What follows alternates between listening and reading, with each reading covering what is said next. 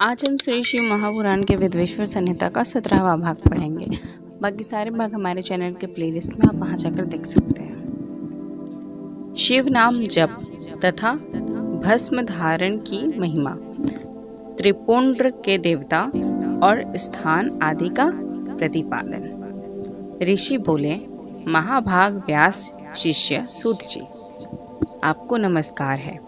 अब आप उस परम उत्तम भस्म महात्म्य का ही वर्णन कीजिए। भस्म महात्म्य, रुद्राक्ष महात्म्य तथा उत्तम नाम महात्म्य, इन तीनों का परम प्रसन्नता पूर्वक प्रतिपादन कीजिए और हमारे हृदय को आनंद दीजिए। सूत जी ने कहा, महर्षियों, आपने बहुत उत्तम बात पूछी है। यह समस्त लोगों के लिए हितकारक विषय है। जो लोग भगवान शिव की उपासना करते हैं वे धन्य हैं, कृतार्थ हैं। उनका देह धारण सफल है तथा उनके समस्त कुल का उद्धार हो गया। जिनके मुख में भगवान शिव का नाम है, जो अपने मुख से सदा शिव और शिव इत्यादि नामों का उच्चारण करते रहते हैं, पाप उनका उसी तरह स्पर्श नहीं करता है जैसे खदीर वृक्ष के अंगारक को छूने का साहस कोई भी प्राणी नहीं कर सकते हैं। हे श्री शिव, आपको नमस्कार है। श्री शिवाय नमस्तुभ्यम। ऐसी बात जब मुंह से निकलती है तब वह मुख समस्त पापों का विनाश करने वाला पावन तीर्थ बन जाता है। जो मनुष्य उसे निश्चय ही तीर्थ सेवन जनित फल प्राप्त होता है। ब्राह्मणों, शिव का नाम, विभूति यानी भस्म तथा रुद्राक्ष, ये तीनों त्रिवेणी के समान परम पुण्यमय माने गए हैं। जहाँ ये तीनों शुभतर वस्तुएं सर्वदा रहती हैं, उसके दर्शन मात्र से मनुष्य त्रिवेणी स्नान का फल पा लेता है। भगवान शिव का नाम गंगा है, विभूति यमुना मानी गई है तथा रुद्राक्ष को सरस्वती कहा गया है। इन तीनों की संयुक्त त्रिवेणी समस्त पापों का नाश करने वाली है। श्रेष्ठ ब्राह्मणों, इन तीनों की महिमा को सदस्य द्विलक्षण भगवान महेश्वर के बिना दूसरा कौन भली भांति जानता है। इस ब्रह्मांड में जो कुछ है वह सब तो केवल महेश्वर ही जानते हैं। विप्रगण, मैं अपनी श्रद्धा भक्ति के अनुसार संक्षेप से भगवान नामों की महिमा का कुछ वर्णन करता हूँ। तुम सब लोग प्रेम पूर्वक सुनो। यह नाम महात्म्य समस्त पापों को हर लेने वाला सर्वोत्तम साधन है। शिव इस नाम रूपी दावानल से महान पातक रूपी पर्वत अनायास ही भस्म हो जाता है। यह सत्य है, सत्य है, इसमें संशय नहीं है। शौनक, पाप मूलक जो नाना प्रकार के दुख हैं, वे एकमात्र शिव नाम से ही नष्ट होने वाले हैं। दूसरे साधनों से संपूर्ण यत्न करने पर भी पूर्णतया नष्ट नहीं होते हैं। जो मनुष्य इस भूतल पर सदा भगवान शिव के नामों के जप में ही लगा रहता है, वह वेदों का ज्ञाता है, वह पुण्यात्मा है, वह धन्यवाद का पात्र है तथा वह विद्वान माना गया है। मुनि, जिसका शिव नाम जप में विश्वास है, उनके द्वारा आचरित नाना प्रकार के धर्म तत्काल फल देने के लिए उत्सुक हो जाते हैं। महर्षि, भगवान शिव के नाम से जितने पाप नष्ट होते हैं, उतने पाप मनुष्य इस भूतल पर कर नहीं सकते। जो शिव नाम रूपी नौका पर आरूढ़ हो संसार रूपी समुद्र को पार करते हैं, उनके जन्म मरण रूप संस्कार के भूल भूत वे सारे पाप निश्चय ही नष्ट हो जाते हैं। महामुने, संसार के मूलभूत पातक रूपी पादपों का शिव नाम रूपी कुठार से निश्चय ही नाश हो जाता है। जो पाप रूपी दावानल से पीड़ित हैं, उन्हें शिव नाम रूपी अमृत का पान करना चाहिए। पापों के दावानल से दग्ध होने वाले लोगों को उस शिव नामामृत के बिना शांति नहीं मिल सकती है। जो शिव नाम रूपी सुधा की वृष्टि जनित धारा में गोते लगा रहे हैं, वे संसार रूपी दावानल से के बीच में खड़े होने पर भी कदापि शोक के भागी नहीं होते। जिन महात्माओं के मन में शिव नाम के प्रति बड़ी भारी भक्ति है, ऐसे लोगों की सहसा और सर्वथा मुक्ति होती है। मुनीश्वर, जिसने अनेक जन्मों तक तपस्या की है, उसी की शिव नाम के प्रति भक्ति होती है, जो समस्त पापों का नाश करने वाली है। जिसके मन में भगवान शिव के नाम के प्रति कभी खंडित न होने वाली असाधारण भक्ति प्रकट हुई है, उसी के लिए मोक्ष सुलभ है, यह मेरा मत है। जो अनेक पाप करके भी भगवान शिव के नाम जप में आदर पूर्वक लगा गया है, वह समस्त पापों से मुक्त हो जाता है, इसमें संशय नहीं है। जैसे वन में दावानल से दग्ध हुए वृक्ष भस्म हो जाते हैं, उसी प्रकार शिव नाम रूपी दावानल से दग्ध होकर उस समय तक के सारे पाप भस्म हो जाते हैं। शौनक, जिसके अंग नित्य भस्म लगाने से पवित्र हो गए हैं तथा जो शिव नाम जप का आदर करने लगा है, वह घोर संसार सागर को भी पार कर सकता है। संपूर्ण वेदों का अवलोकन करके पूर्ववर्ती महर्षियों ने यही निश्चय किया था कि भगवान शिव के नाम का जप संसार सागर को पार करने के लिए सर्वोत्तम उपाय है। मुनीश्वरों, अधिक कहने से क्या लाभ। मैं शिव नाम के सर्व पापाहारी महात्म्य का ही एक ही श्लोक में वर्णन करता हूँ। भगवान शंकर के एक नाम में ही पाप हरण की जितनी शक्ति है, उतना पातक मनुष्य कभी कर ही नहीं सकता। मुने, पूर्व काल में महापापी राजा इंद्रद्युम्न ने शिव नाम के प्रभाव से ही उत्तम सद्गति प्राप्त की थी। इसी तरह कोई ब्राह्मण की युवती भी जो बहुत पाप कर चुकी थी, शिव नाम के प्रभाव से ही उत्तम गति को प्राप्त हुई। द्विजवरों, इस प्रकार मैंने तुमसे भगवान नाम की उत्तम महात्म्य का वर्णन किया है। अब तुम भस्म का महात्म्य सुनो, जो समस्त पावन वस्तुओं को भी पावन करने वाला है। महर्षियों, भस्म संपूर्ण मंगलों को देने वाला तथा उत्तम है।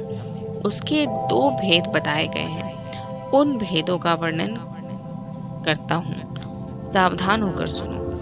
एक को महाभस्म जानना चाहिए और दूसरे को स्वल्प भस्म। महाभस्म के भी अनेक भेद हैं। वह 3 प्रकार का कहा गया है, श्रोत, स्मार्त और लौकिक।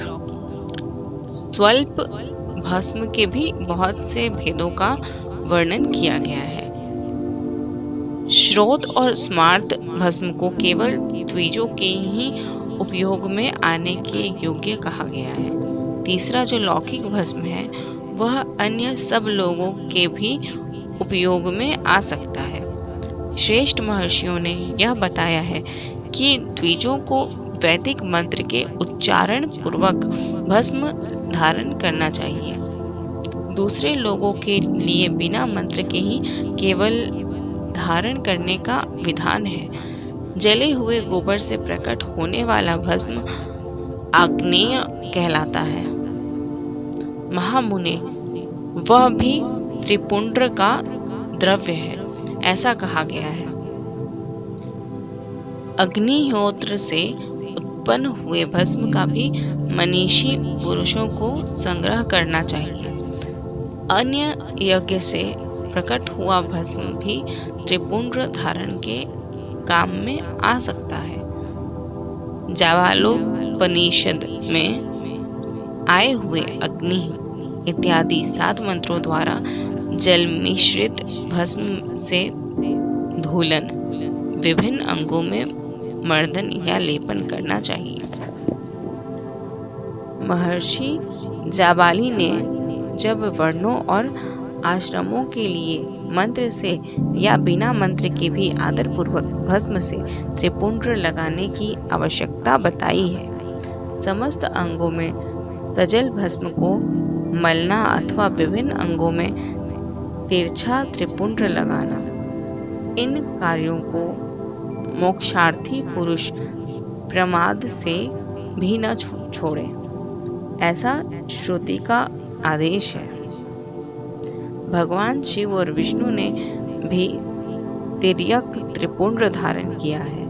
अन्य देवियों सहित भगवती उमा और लक्ष्मी देवी ने भी वाणी द्वारा इसकी प्रशंसा की है।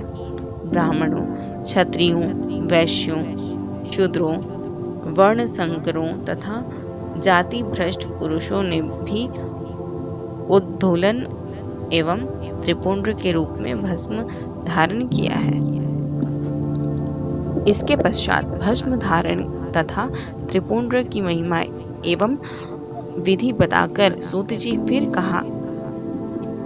कहते हैं, महर्षियों, इस प्रकार मैंने संक्षेप से त्रिपुंड्र का महात्म्य बताया है।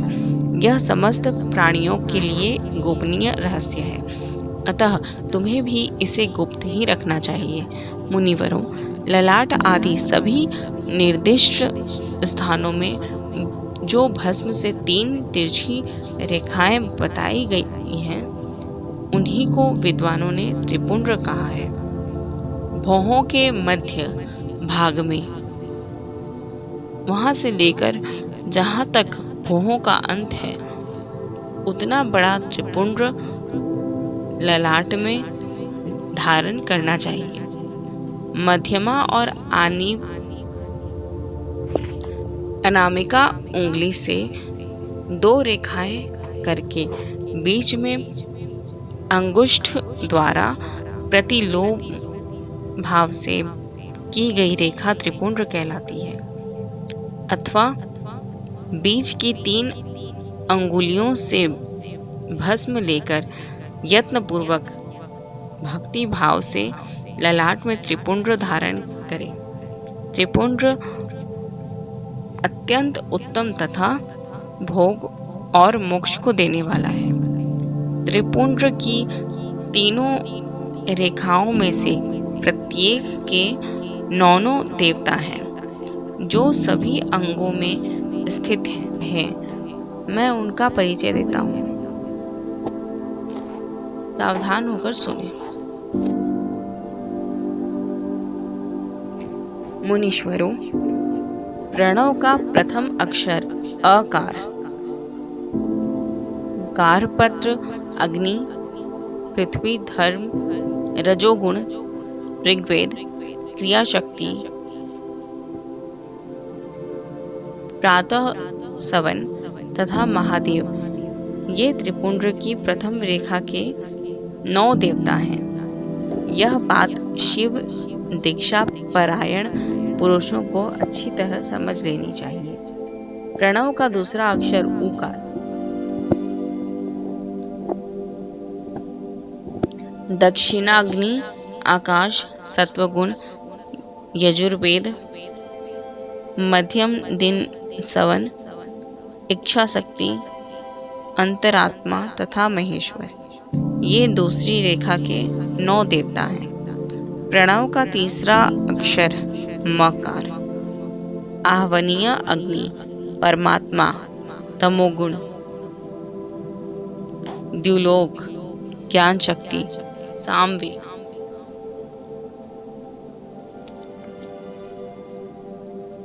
तृतीय सवन तथा शिव, ये तीसरी रेखा के 9 देवता हैं। इस प्रकार स्थान देवताओं को उत्तम भक्ति भाव से नित्य नमस्कार करके स्नान आदि से शुद्ध हुआ पुरुष यदि त्रिपुंड धारण करे तो भोग और मोक्ष को भी प्राप्त कर लेता है। मुनीश्वर, ये संपूर्ण अंगों में स्थान देवता बताए गए हैं। अब उनके संबंधी स्थान बताता हूँ, भक्ति पूर्वक सुनो। 32, 16, 8 अथवा 5 स्थानों में त्रिपुंड का न्यास है। मस्तक, ललाट, दोनों कान, दोनों नेत्र, दोनों नासिका, मुख, कंठ, दोनों हाथों, दोनों कोहनी, दोनों कलाई, हृदय, दोनों पार्श्व भाग, नाभि, दोनों अंडकोश, दोनों उरु, दोनों गुल्फ, दोनों घुटने, दोनों पिंडली और दोनों पैर, ये 32 उत्तम स्थान हैं। उनमें क्रमशः अग्नि, जल, पृथ्वी, वायु, 10 दिक्प्रदेश, 10 दिक्पाल तथा 8 वस्तुओं का निवास है। धर, ध्रुव, सोम, आप, अनिल, अनल, प्रत्यूष और प्रभास, ये 8 वसु कहे गए हैं। इन सबका नाम मात्र लेकर इसके स्थानों में विद्वान पुरुष त्रिपुंड धारण करें अथवा एकाग्रचित्त हो 16 स्थान में ही त्रिपुंड धारण करें। मस्तक, ललाट, कंठ, दोनों कंधों, दोनों भुजाओं, दोनों कोहनियों तथा दोनों कलाइयों में, हृदय में, नाभि में, दोनों पसलियों में तथा पृष्ठ भागों में त्रिपुंड लगाकर वहां दोनों अश्विनी कुमारों का, शिव, शक्ति, रुद्र, ईश तथा नारद का और वामा आदि 9 शक्तियों का पूजन करें। ये सब मिलकर 16 देवता हैं। अश्विनी कुमार 2 कहे गए हैं, नासत्य और दस्त्र अथवा मस्तक, केश, दोनों कान, मुख, दोनों भुजा, हृदय, नाभि, दोनों उरु, दोनों जानु, दोनों पैर, दोनों पृष्ठभाग। इन 16 स्थानों में 16 त्रिपुंड का न्यास करें। मस्तक में शिव, केश में चंद्रमा, दोनों कानों में रुद्र और ब्रह्मा, मुख में विघ्नराज गणेश, दोनों भुजाओं में विष्णु और लक्ष्मी, हृदय में शंभु, नाभि में प्रजापति, दोनों उरों में नाग और नाग कन्याएं, दोनों घुटनों में ऋषि कन्याएं, दोनों पैरों में समुद्र तथा विशाल पृष्ठभाग में संपूर्ण तीर्थ देवता रूप से विराजमान है। इस प्रकार 16 स्थानों का परिचय दिया गया है। अब 8 स्थान बताए जाते हैं।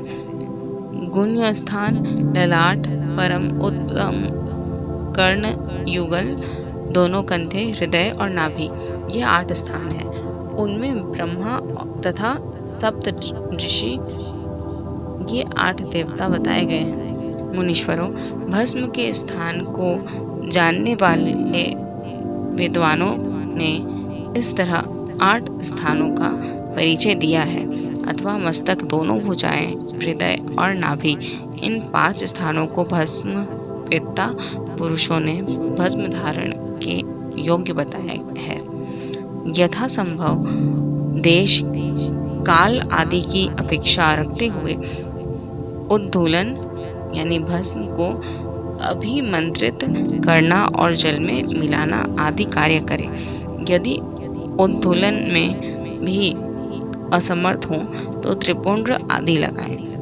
त्रिनेत्रधारी, तीनों गुणों के आधार तथा तीनों देवताओं के जनक भगवान शिव का स्मरण करते हुए नमः शिवाय कहकर ललाट में त्रिपुंड्र लगाएं।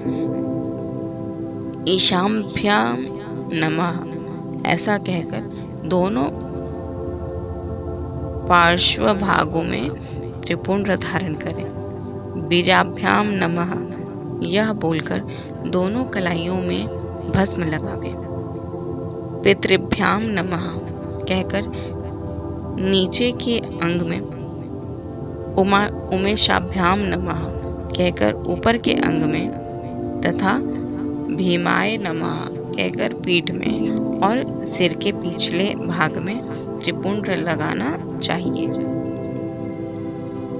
तो यहाँ पे हमारा विश्व संहिता का 17वां भाग कंप्लीट होता है। धन्यवाद।